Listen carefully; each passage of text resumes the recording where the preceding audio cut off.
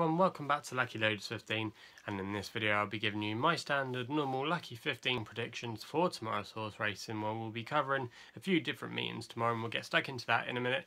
Just reflecting on our last vlog, which was day 3 of the Chester Festival, kept the form up with having a few second places. It was really frustrating for us in the end. We didn't have a great Chester Festival. We had a lot of good each ways come in, but we couldn't really find that elusive winner, and kind of the way it can go sometimes in racing as a pundit. You get your good days and your bad days. Punchestown Festival, for example, was an extremely profitable festival for us, but Chester unfortunately wasn't, and hopefully we can redeem it this week with a festival. We've got the York Festival towards the end of the week with the Dante, the standout race, which is always a good renewal. Permian won it last year. It'd be interesting to see what horse wins it this year, and we'll be previewing all the races over the 3-day meeting, which starts on Wednesday, I believe, so we'll get stuck into that later on during the week. So if you don't want to miss any of those videos, please subscribe to my YouTube channel and you'll get a notification when those videos are uploaded, so go and do that now if you haven't done so already. Anyway, enough of me waffling on.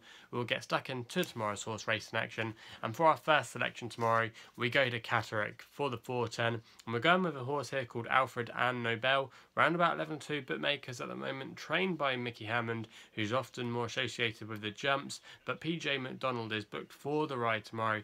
Very good jockey booking, used to be a jump jockey as well, and I thought this horse tomorrow had a really good chance of going really close tomorrow. Round about 11-2 best odds at the moment. Finished second on its last flat run at Wetherby, behind a good horse of David O'Meara's, which is rated 71, and there's £26 between them on the official ratings, and really Alfredandnobell gave it a good run for its money that day. And I thought tomorrow, still off a mark of 45, carrying a nice low racing weight, going to be receiving bags of weight from lots of its rivals tomorrow, and I thought this was a weaker race than that last race at Wetherby. You got to say it's going to go close. It'll appreciate the good ground, and for me that was a good selection to kick us off. Our next selection then goes to Kempton for the 450 with a horse called Exitas, around about 7-1 bookmakers at the moment, trained by Phil Middleton, and to be for Worsley takes the ride tomorrow, taking a good £7 off.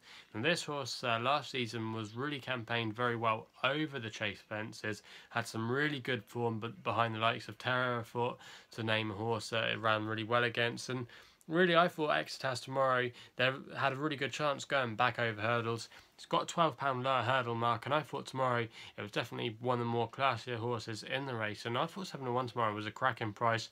It'll like the good ground, has won at Kempton as well. One of those chase victories last season did come at Kempton, so we know it likes the course, and I thought tomorrow was definitely a massive player in the race, and for me, was a good thing in the 450 at Kempton.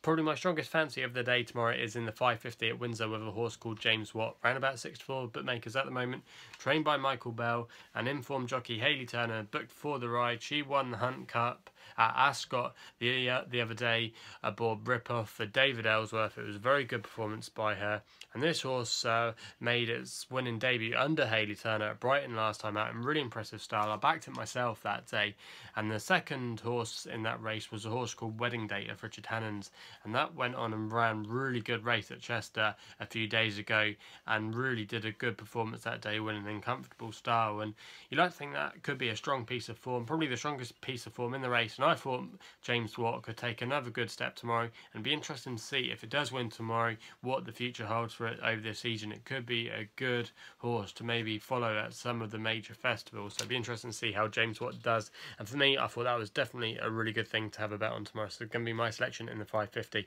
We then go to Towcester for our last selection with a horse called Salix, around about 5-2 bookmakers at the moment, trained by Ben Pauling, who's got a very good record at Towcester. Daryl Jacob booked for the ride in the colours of Isaac Swade and Simon Munir.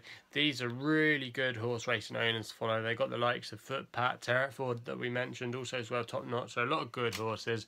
And this horse ran a creditable race last time at Kempton in a novice hurdle, very competitive one, and it's going to make its handicap debut tomorrow off a mark of 105. I thought it was very well handicapped. Also as well, I thought going around right-handed was definitely a positive for it, and for me, going on good ground tomorrow, this one should have the measuring of them all. And for me, I thought 5-2 was a very good, attractive price to be getting stuck into. It's had a few entries over the last few days, but hasn't taken up any of them. But hopefully it will do tomorrow.